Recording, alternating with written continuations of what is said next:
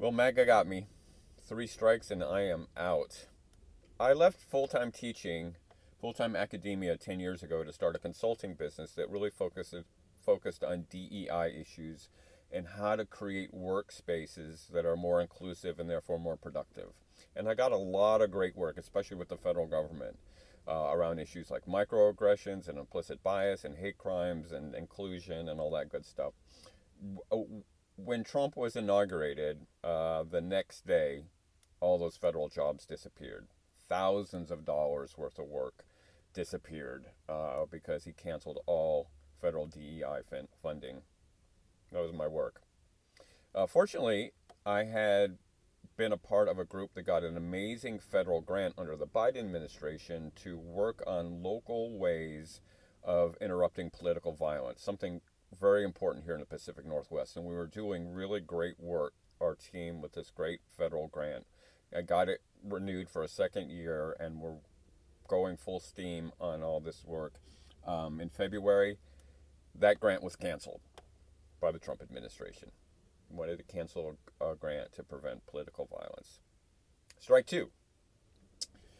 The fallback for me was that in 2018, I started doing some part time teaching at the local community college. It was so great, amazing students, a really supportive administration, and I was just chugging along. It was sort of my fallback position because I just love being in the classroom so much.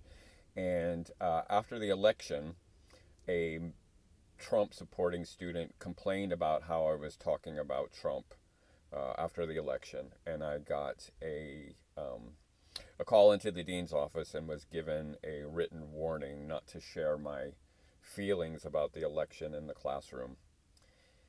This is sociology, right? I can't talk about white supremacy, misogyny, rape culture without talking about Donald Trump.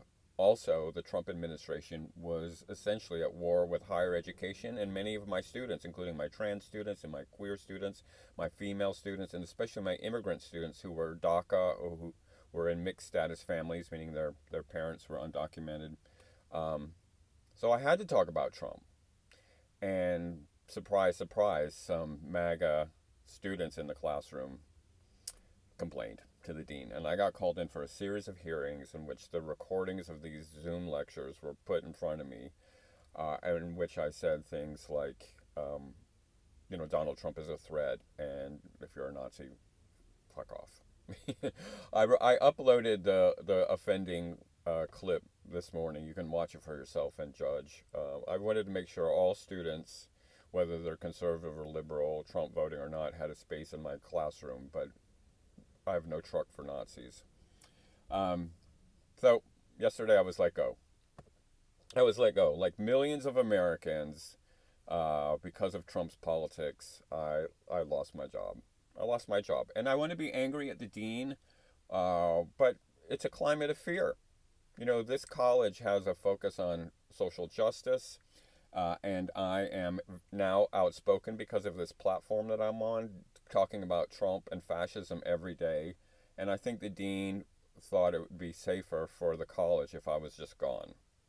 That I might bring undue attention from this administration. So I wasn't fired by Stephen Miller, but I was fired by people who are afraid of Stephen Miller and this climate. And this is exactly how fascism works. It's how it worked 90 years ago in Germany, and it's how it's working now.